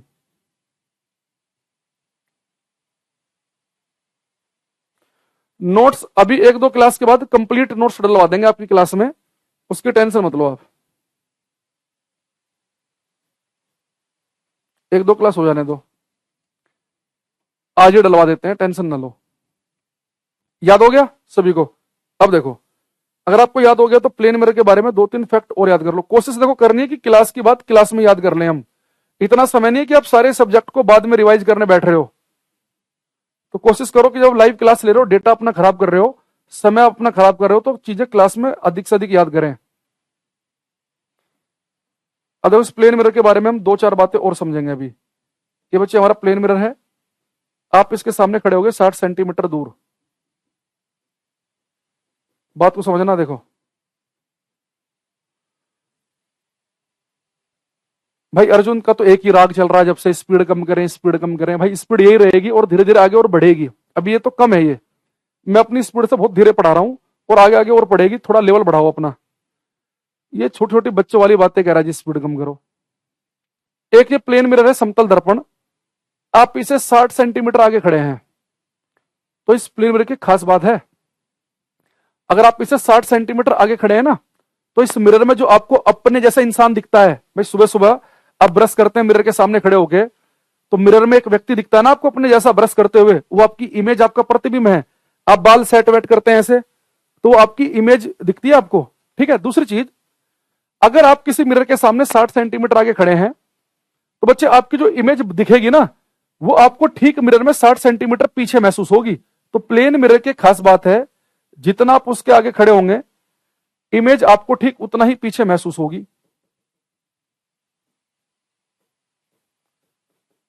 इस बात को आज अभी एक काम करो, मिरर के सामने पहुंच जाओ। मिरर है, उसके सामने खड़े हो जाओ कुछ दूर, तो जितना आप उसके आगे खड़े हैं ना, आपको अपनी इमेज मिरर में उतना ही पीछे को महसूस हो रही है। अब थोड़ा और दूर चले जाना, आपकी इमेज भी और पीछे जाएगी। अगर आपके पीछे कोई कैलेंडर है, तो मिरर में भी वो कैलेंडर आपकी इमेज के पीछे ही दिखेगा। तो प्लेन मिरर की खास बात क्या है, अगर आप उसके आगे 1 मीटर खड़े हैं, आपको अपना प्रतिबिंब मिरर में 1 मीटर पीछे ही महसूस होगा। तो जितना आगे इमेज उतना ही पीछे। इस बेसिक से लॉजिक से भी यूपी SSS में एक क्वेश्चन पूछा गया, उसमें थोड़ा सा 2-4 नमक मिर्च लगा के मैं और 2-4 और केस बनाऊंगा। पहले एक सिंपल सा क्वेश्चन देख लेते हैं कि अगर बच्चे आप इस मिरर के आगे 60 सेंटीमीटर आगे खड़े हैं, आपकी इमेज बनेगी मिरर के पीछे 60 सेंटीमीटर पीछे।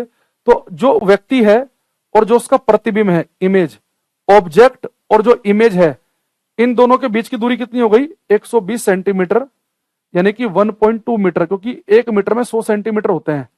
अब मैं क्वेश्चन ले लेता हूं पेपर का, उसे करना। देखो, हालांकि जो मैं वैल्यू ले रहा हूं पेपर में थोड़ी दूसरी वैल्यू थी, थोड़ा सा क्वेश्चन को मैं हल्का सा मसालेदार बनाने के लिए थोड़ी सी वैल्यू चेंज करूंगा। ये बच्चे प्लेन मिरर है, इस मिरर के सामने एक व्यक्ति खड़ा है 2.5 मीटर दूर। ध्यान सुनना, जोड़ घटा गुणा भाग का सवाल है बस। ये आपका मैथ कितना तेज है, 5वीं क्लास तक क्या मेहनत किया आपने, अभी समझ में आ जाएगा। अगर आप बच्चे एक मिरर से 2.5 मीटर दूर खड़े हैं और आपने बच्चे इस मिरर की तरफ चलना शुरू कर दिया, 2.5 मीटर दूर थे, अब आपने दर्पण की तरफ चलना शुरू कर दिया और आप 40 सेंटीमीटर चलकर रुक गए, तो अब आप और आपका जो प्रतिबिंब बनेगा, आपकी जो इमेज बनेगी, उसके बीच की दूरी क्या होगी? अगर एक व्यक्ति 2.5 मीटर दूर खड़ा है दर्पण से और वो 40 सेंटीमीटर चलकर रुक जाए, तो अब इस व्यक्ति और इसके प्रतिबिंब के बीच की दूरी क्या होगी? क्वेश्चन है समझ में?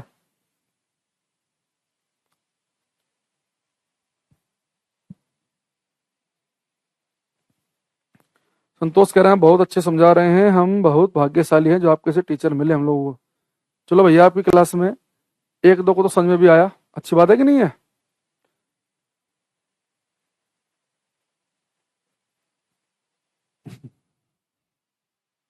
हर क्लास में ना शुरू के 2-3 क्लास बच्चों को धमका धमको के, डरा के, थोड़ा सा गुस्सा उस्सा करके सेट करनी पड़ती हैं। 4-5 क्लास के बाद बच्चे बिल्कुल सेट हो जाते हैं कि उन्हें कब कमेंट करना है, कब उन्हें क्या करना है, क्या क्लास में बिहेव करना है। तो 2-4 क्लास हर क्लास में लगती हैं, उसके बाद धीरे धीरे आप समझ जाते हो कि क्या रिक्वायरमेंट है ऑनलाइन क्लास की। शुरू शुरू में आती है दिक्कत, किसी किसी बैच में एक क्लास में बच्चे समझ जाते हैं, किसी किसी में 2-3 क्लास तक थोड़ी मेहनत करनी पड़ती है। अब देखो, अब मेरे पास कुछ आंसर आ रहे हैं यहाँ पे, जैसे कि अगर आप बच्चे इसमें एक सबसे बड़ी बात क्या ना, जो बच्चे नहीं समझते वो ये है कि लाइव क्लास देखेंगे, उन्होंने बैच खरीद लिया है और किसी भी लाइव क्लास में क्लिक करके बैठ जाएंगे। भाई आप ये देखा करो कि इस सब्जेक्ट की तीसरी क्लास चल रही है या दूसरी चल रही है, 5वीं क्लास चल रही है, आपने उससे पीछे की क्लास करी है कि नहीं की है? अगर आपने उससे पहले की क्लास कंप्लीट नहीं की है तो लाइव क्लास में मत आया करो, फिर आपको कोई फायदा नहीं होगा, क्योंकि हर क्लास दूसरी क्लास से कनेक्टेड होती है। तो ज्यादातर जो बच्चे होते हैं 30% जिन्हें समझने में दिक्कत आती है, उनकी मेन दिक्कत ही ये है कि वो सारी क्लास रेगुलर लेते ही नहीं है। जैसे मनीष कह रहे समझ में नहीं आ रहा, अब इन्हें घर तो जाके मैं बताने से रहा, अगर उन्हें ये भी समझ में नहीं आ रहा तो समझो कितना कम लेवल रहा होगा, इसने क्या पढ़ाई की होगी, किसे जो बातें हम पहले पढ़ चुके हैं, जोड़ घटा गुणा भाग के सवाल नहीं आ रहे, तो फिर तो बच्चों को भी अपना लेवल भी चेक करना चाहिए साथ में। यहाँ देखो, ये बच्चे जो मिरर है, इस मिरर से मैं 2.5 मीटर दूर हूं, अगर बच्चे इस मिरर की तरफ आप 40 सेंटीमीटर चल लेंगे तो मिरर से आप कितना दूर बचेंगे? देखो, आपको मिरर से दूरी निकालनी है। 2.5 मीटर का मतलब हो गया बच्चे 250 सेंटीमीटर, तो 250 सेंटीमीटर थे, अगर आप 40 सेंटीमीटर चल गए तो मिरर से कितना बचेंगे? 210 सेंटीमीटर। अगर आप दर्पण के आगे 210 सेंटीमीटर खड़े हैं तो आपकी इमेज कितना पीछे बनेगी? 210 सेंटीमीटर पीछे ही बनेगी।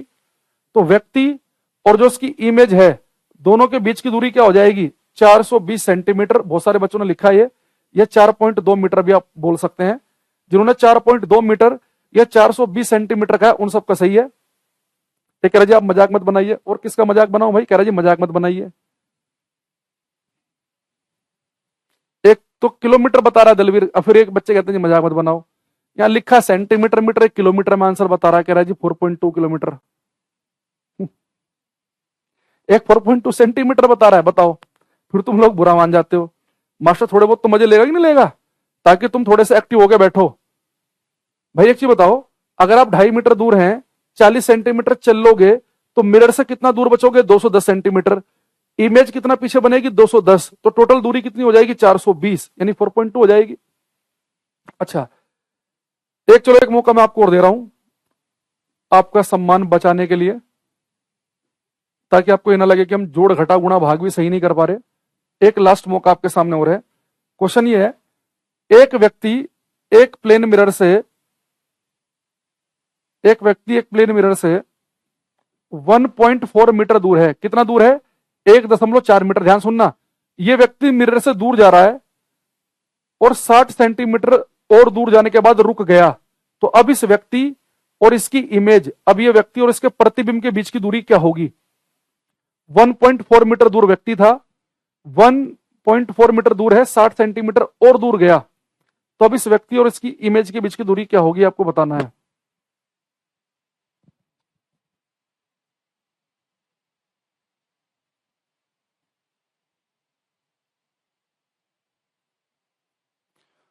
बहुत बड़े मदन पी, राजकुमार, सुभाषिस, विजयजीत, श्रेया, गोपाल, सबोजित, क्या बात है भाई, सबका ठीक आ रहा है इस बार? देख रहे हो, जब बात आत्मसम्मान पे आती है ना, तुरंत दिमाग के सारी नसें खुल जाती हैं एकदम से। लेकिन एक बच्चा प्रीति, शिवानी, इनके अभी भी नहीं खुले हैं। अभिलाष, तीनों ने लाइन से गलत है इनका तीनों का। बाकी अभिषेक वगैरह सबका सही है, शुभजीत, प्रेम वगैरह का सबका ठीक। 3 बच्चे जिनका मैंने स्पेशल नाम लिया, इन्हें लग रहा थोड़ा सा 2-4 बातें और सुनेंगे तब ये थोड़े से एक्टिव मोड में पहुंचेंगे। अभी ये नींद की मुद्रा में अभी है, सुस्ती वाला माहौल छा रहा है अभी। यहां देखना, अरे भाई आप एक मिरर से 1.4 मीटर दूर हैं, 1.4 मीटर। अगर आप 60 सेंटीमीटर और दूर चले गए तो एक 1.4 मीटर का मतलब है 140 सेंटीमीटर, और 60 और हो गए तो 200 सेंटीमीटर, यानी कि आप 2 मीटर दूर हो गए मिरर से। तो मिरर से आपकी दूरी कितनी हो गई? 2 मीटर। भाई एक 1.4 मीटर ये है, 60 सेंटीमीटर, टोटल बन जाएगा 2 मीटर। अगर मिरर से आप 2 मीटर आगे हैं तो इमेज आपकी बनेगी 2 मीटर पीछे। तो दोनों के बीच की टोटल दूरी कितनी हो जाएगी? दोनों के बीच की टोटल दूरी हो जाएगी 4 मीटर। तो जिन जिन का आंसर 4 मीटर है उन सबका सही है, बाकी सबका गलत। एक चीज बताओ, ये शिवानी ने लिखा 0.8 मीटर। 0.8 कैसे आंसर आया आपका? एक ने लिखा 2, कैसे आ जाएगा भाई? एक चीज बताओ, ये 1.4 मीटर पहले ही आप मिरर से, दर्पण से 60 सेंटीमीटर और दूर चले गए, यानी कि 0.6 मीटर और जुड़ गया। तो 2 मीटर दूरी इधर है, तो इमेज 2 मीटर मिरर के इधर बनेगी, दोनों के बीच की दूरी होगी 4 मीटर। देखो डिस्टेंस जो है वो आपको दर्पण से नापनी है, क्योंकि हमें यह पता है कि दर्पण से जितना आगे खड़े होंगे दर्पण के उतना ही पीछे इमेज बनेगी। तो दर्पण से पहले आप हैं 1.4 मीटर दूर, 60 सेंटीमीटर और दूर चले गए तो दर्पण से आप 2 मीटर दूर हैं, तो इमेज भी पीछे 2 मीटर पीछे बनेगी, तो टोटल हो गई 4। तो आपको जो डिस्टेंस मेजर करनी है वो मिरर से करनी है, दर्पण से, क्योंकि हमें दर्पण से पता है जितना आगे है इमेज उतना ही पीछे बनेगी। बात को समझ पा रहे हो? अरे हाँ या ना? कितने, देखो अगर आपको समझ में आ रहा है तो एक बार वाई लिख देंगे, नहीं आ रहा तो एन लिख दो। मैं देखना चाहूंगा कितने बच्चे चीजों को समझ पा रहे हैं। शर्त यह है आपने लास्ट क्लास भी ली हो, वही बच्चा कमेंट करे, जो केवल आज की क्लास में आया वो कमेंट ना करे। समझ में आ रहा है तो वाई लिखेंगे, नहीं आ रहा तो एन लिखेंगे।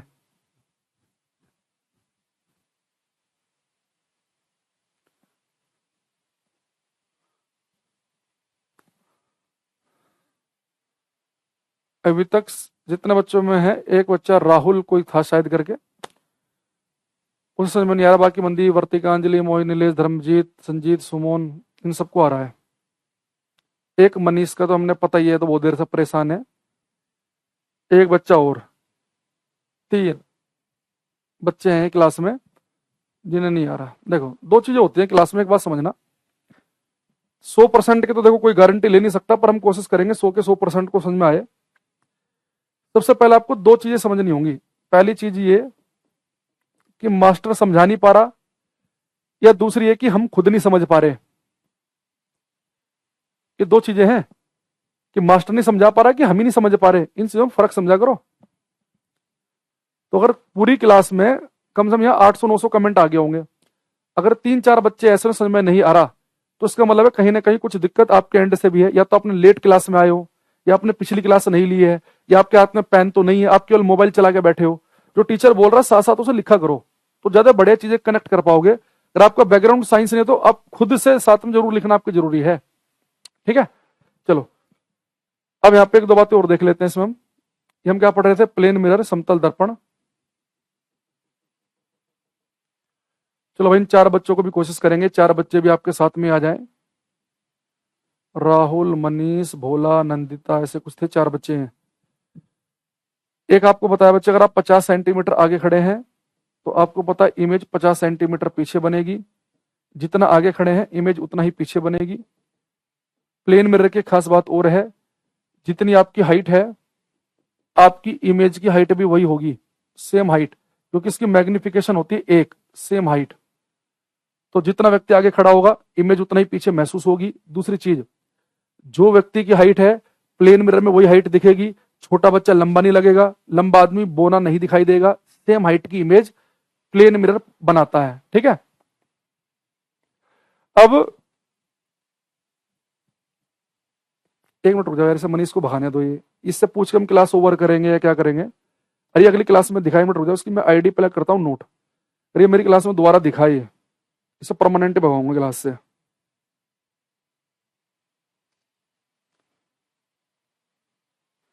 ये बताएगा हमें क्लास कब ओवर करनी है कब नहीं। एक क्वेश्चन ये है आप सभी से कि भाई अभी मेरे साथ दिक्कत क्या है कि हमारे घर में जो प्लेन मिरर है वो छोटा है, छोटा सा इतना है। जब मैं सुबह सुबह उसके सामने ब्रश करता हूं ना, तो मुझे उसके अंदर केवल अपनी इतनी लंबाई दिखती है। हालांकि इतना हिस्सा जितना है ना, ठीक उतना ही महसूस होगा, पर मैंने कहा कि यार नहीं, इसमें मजा नहीं आ रहा, ये मिरर छोटा है। अगर उससे भी छोटा मिरर ले आऊंगा तो केवल चेहरा चेहरा दिखेगा, पर चेहरा जितना बड़ा है उतना ही बड़ा महसूस होगा। पर मैंने कहा कि नहीं, एक मिरर दर्पण ऐसा होना चाहिए जिसमें पैर के अंगूठे से लेके सर तक मुझे अपनी पूरी लंबाई दिख जाए। तो अगर मेरी लंबाई बच्चे 6 फीट की है, आशुतोष भाई, अगर मेरी हाइट 6 फीट है और मैं चाह रहा हूं कि एक मिरर मेरे घर में ऐसा लगा हो जिसके अंदर मुझे अपनी पूरी लंबाई दिख जाए, तो मुझे कम से कम कितनी लंबाई का मिरर दर्पण दीवार पर लगाना चाहिए, ये बताओ। 6 फीट के व्यक्ति को पूरी लंबाई देखने के लिए कितने फीट का मिरर दीवार पर लगाना पड़ेगा? शिवानी का सही आंसर आया, शुरुआती बढ़िया हुई। आशुतोष भाई तुम्हारा नाम ले तो लिया और रिप्लाई अलग से करें अब।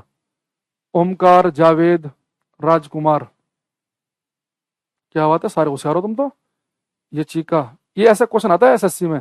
तो कहती, अतुल, पंकज, धीरज, गार्गी, विकास, मंदीप, पी, देवेश, सबका गलत। सचिन, आशुतोष गलत। 3 बच्चों ने शुरू में सही बताया, उसका लाइन लगी गलत की। राजकुमार का ठीक है, फिर ये विराट, अंजलि प्रजापत, अजय, अवनीश, वर्तिका, पंकज, गलत सबका। सुमन, क्या हो गया भाई? ये सुब्रासन तो अलग ही बता रहे, इनका अलग ही जा रहा है। उज्जवल भाई आंसर भी बता दो। राजन गलत, रवि गलत, विराट गलत, अंजलि प्रजापत सब गलत, नंदिता का महा गलत, ओमकार जी का ठीक था, संतोष का ठीक। भाई ये इतना फेमस क्वेश्चन है। अगर आपकी हाइट 6 फीट है, अगर आपको बच्चे अपनी पूरी की पूरी लंबाई मिरर में महसूस करनी है ना, पूरी लंबाई देखनी है, तो 6 फीट के व्यक्ति को 6 फीट लंबे मिरर की आवश्यकता नहीं है। आपकी लंबाई का आधा कितना बनेगा? 6 फीट का व्यक्ति का आधा बनेगा 3 फीट। 3 फीट के मिरर में भी आप पूरी की पूरी लंबाई महसूस कर सकते हो। अगर आपको अपनी पूरी लंबाई देखनी है, 6 फीट के व्यक्ति को 6 फीट लंबे मिरर की आवश्यकता नहीं है, उसका काम 3 फीट के मिरर में ही चल जाएगा, 3 फीट में ही। अब देखो आपको वजह कैसे चल जाएगा। भाई एक चीज बताओ, अगर आपको अपनी पूरी की पूरी लंबाई देखनी है, ध्यान समझना, तो अगर आपको अपने पैर देखने, तो आपको अपने पैर कब दिखेंगे? आपके पैर पे जो लाइट टकरा रही है वो मेरी आंख तक पहुंच जाए। मुझे अपनी इमेज का सर देखना, सर कब दिखेगा? सर पे टकराने वाली लाइट मेरी आंख में पहुंच जाए। तो एक चीज समझो यहाँ पे बड़े ध्यान से, अगर मुझे अपनी पूरी की पूरी जो इमेज देखनी है सर से लेकर पैर तक की, ये पूरी की पूरी इमेज बच्चे केवल इतने बड़े मिरर के अंदर ही कवर हो जाएगी। इतने बड़े मिरर में, इतने में मुझे आंख भी दिख जाएगी, अपना पेट भी, घुटने भी, पैर सब दिख जाएंगे। ये ऊपर वाला मिरर एक्स्ट्रा है, केवल छत दिखाएगा आपको। ये नीचे वाला एक्स्ट्रा है, केवल फर्श दिखाएगा। 6 फीट के व्यक्ति को पूरी इमेज देखने के लिए आधे में ही काम बन जाएगा उसका। अर्जुन का भी सही है, दलवीर का सही, और का भी बहुत सारा सही है। 6 फीट के व्यक्ति को अगर अपनी पूरी लंबाई देखनी है तो उसे अपनी लंबाई का आधा 3 फीट का मिरर ही चाहिए।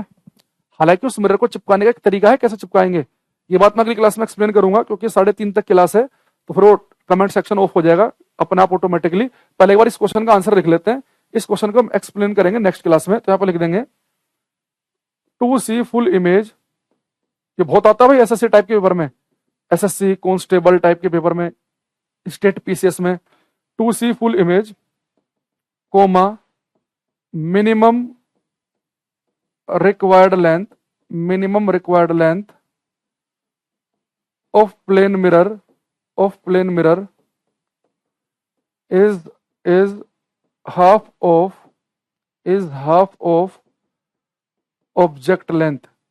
हिंदी में लिखेंगे पूर्ण प्रतिबिंब देखने के लिए समतल दर्पण की न्यूनतम लंबाई, पूर्ण प्रतिबिंब देखने के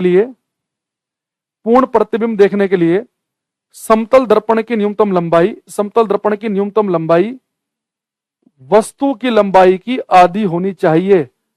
पूर्ण प्रतिबिंब देखने के लिए समतल दर्पण की न्यूनतम लंबाई वस्तु की लंबाई की आधी होनी चाहिए। यानी अगर व्यक्ति 5 फीट का है, वो पूरी लंबाई देखना चाह रहा है, तो उसका काम 2.5 फीट के मिरर में हो जाएगा, 6 फीट वाले का 3 में ही हो जाएगा, आधे में काम चल जाएगा। ये आधा ही एग्जैक्ट कैसे आया, ये हम प्रूफ करेंगे नेक्स्ट क्लास में। आज टाइम पूरा हो गया है, आज के लिए इतना ही। Thank you, bye bye, take care everybody. मिलते हैं नेक्स्ट क्लास में। अगली क्लास में आओ तो पहले 2 क्लास देखकर जरूर आना, ठीक है? Bye everyone.